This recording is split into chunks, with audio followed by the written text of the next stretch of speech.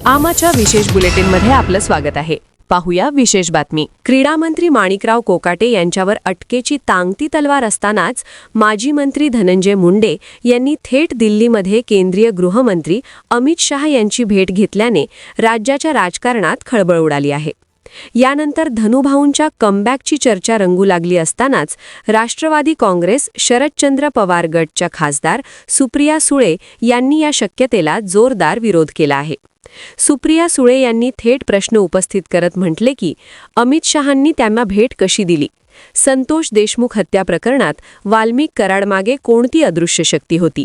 निर्घृण हत्या झाल्यानंतर कोणाकोणाचे फोन गेले? हे सर्व प्रश्न अनुत्तरित असताना अशी भेट कशी काय झाली, असा सवाल त्यांनी केला. सुप्रिया सुळे म्हणाल्या की महादेव मुंडे असोत किंवा संतोष देशमुख या दोन्ही कुटुंबांना न्याय मिळालाच पाहिजे.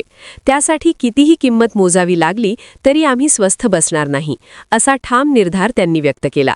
की ज्यांच्यावर इतक्या टोकाचे आरोप झालेले आहेत ते सिद्ध नाही झालेत हे मी मान्य करते, पण आरोप तर झाले आणि ह्याच सरकारने त्यांचा राजीनामा घेतला. त्याच्यामुळे काहीतरी तथ्य असल्याशिवाय कसा सरकार राजीनामा घेईल?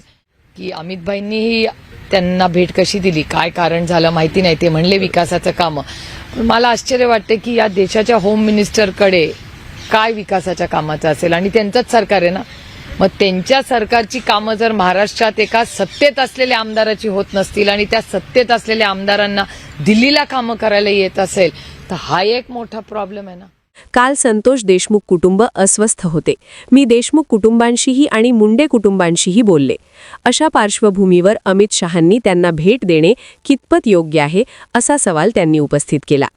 देशाच्या गृहमंत्र्यांकडे कोणते विकास काम असू शकते, असा प्रश्न विचारत सत्तेत असलेल्या आमदारांना दिल्लीला जाऊन कामे करावी लागत असतील तर ते राज्यासाठी गंभीर बाब असल्याचेही सुप्रिया सुळे यांनी ठणकावून सांगितले.